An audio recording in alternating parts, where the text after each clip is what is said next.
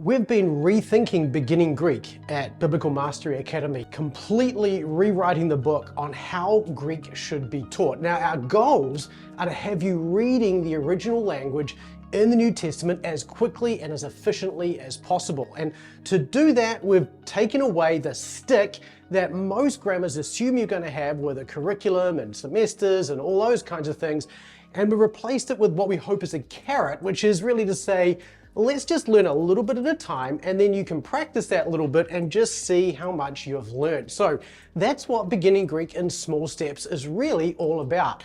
Just give you a little bit to learn, and then you practice it, and then you go on to the next piece. And as you do this, you iterate in small cycles. So I'm really excited to share with you how this affects you if you're considering learning beginning Greek for yourself. One of the major differences with this beginning Greek course is it's not created around a semester or a curriculum or accrediting agencies. It's really asking the question, how do we teach Greek better? So what we look at inside Biblical Mastery Academy is how many lessons are you taking on an average month or week?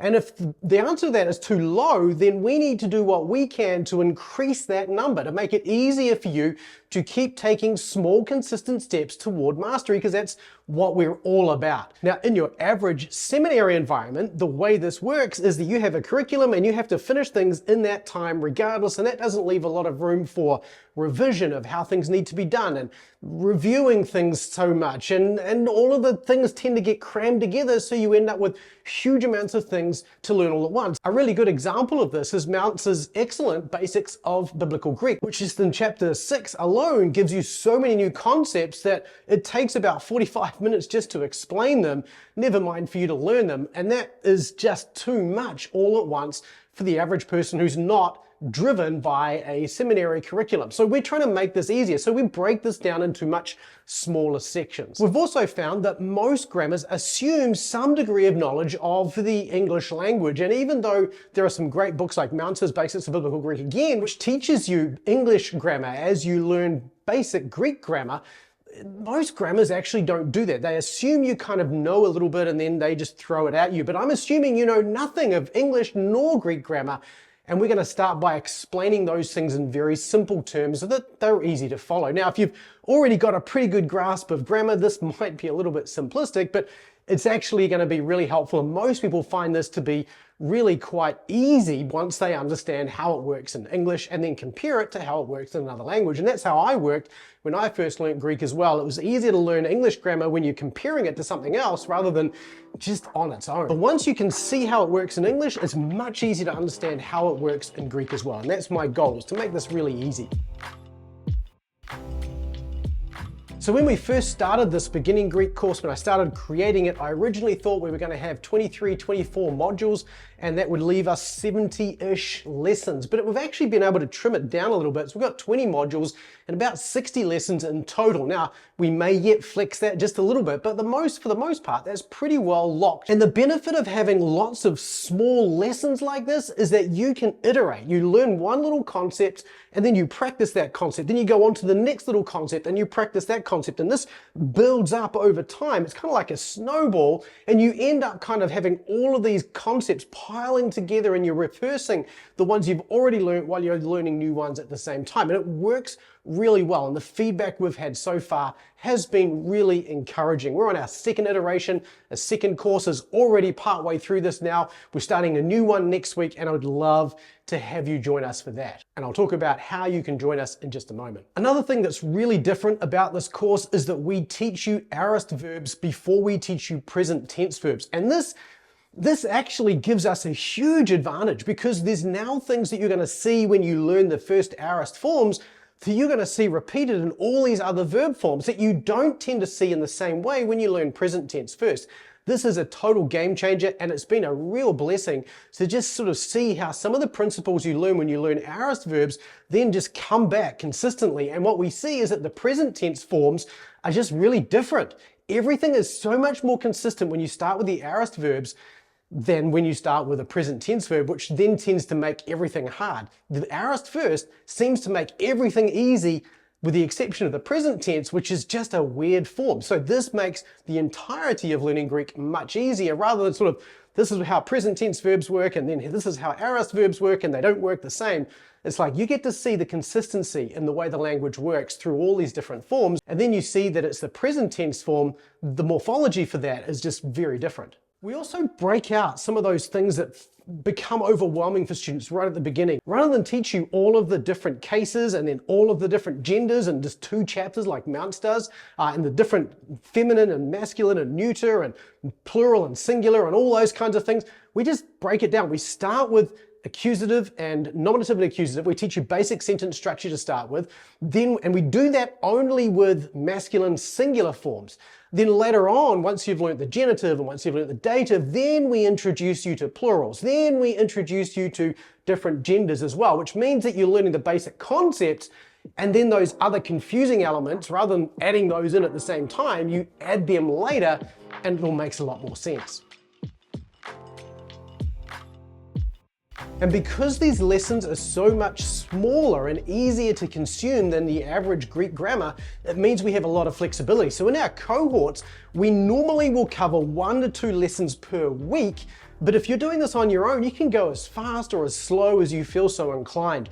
This makes a big difference. We normally go through this in just under a year, if you like, about 47-ish weeks we'll break it down into, but our instructors have the ability to flex with you. We can increase the amount of time if need be and reduce it a little bit if need be, because those lessons make nice, easy boundaries for us to kind of form this around your requirements as you go through the course. So just as you go through, just let us know how you're going with this, and if you're really struggling, our instructors have the ability to flex the speed of the course to work best with you as well. And of course, there are multiple cohorts, so even if it's going too slow, you can just jump on ahead a little bit and join another cohort that's a little further ahead, or you can slow down and join one that's a little further behind as well. And of course, if you miss everything the first time, well, and some people do, well, you can always go back and do the whole course again, should you want to do that. That's one of the beauties of doing this in a membership. Once you've got the basic sentence construction down and you understand how that works, then we go on to some of the more challenging things. So we start you with aorist verbs, but then later on, after you've gone through a review of those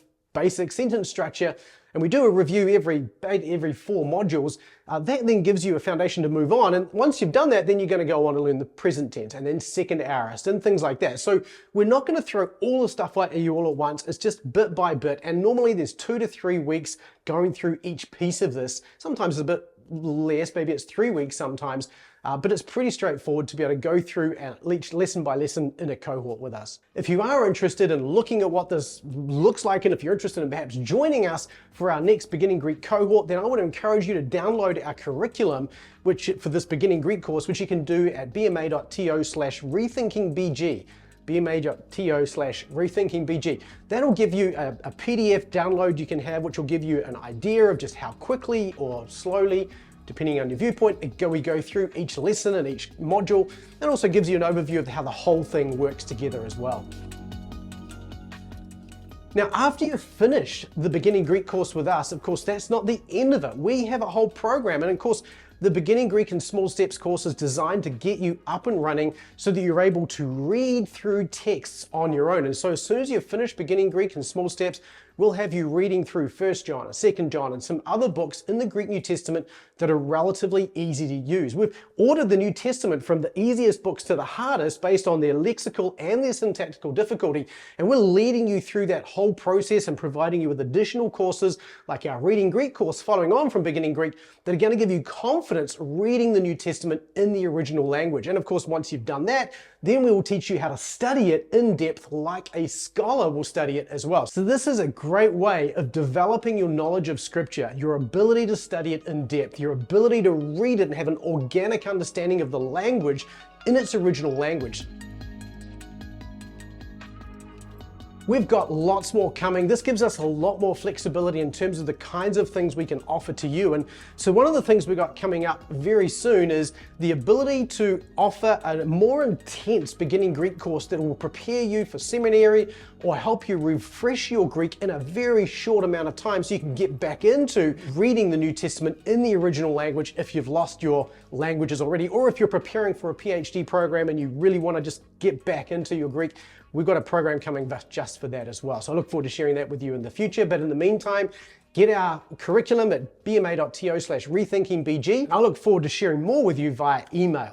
So I hope you're interested in considering to learn beginning Greek with BMA. We're certainly excited about the future and the opportunity that we have now to help more people like you get into the Word of God in the original language without translations and with greater clarity, with asking new questions, seeing the text afresh, if you like. That's what we're looking forward to doing with you through this course. So I hope this has been a helpful and encouraging video. I look forward to seeing you in the next one. In the meantime, keep taking small, consistent steps toward mastery. I'll see you in the next video.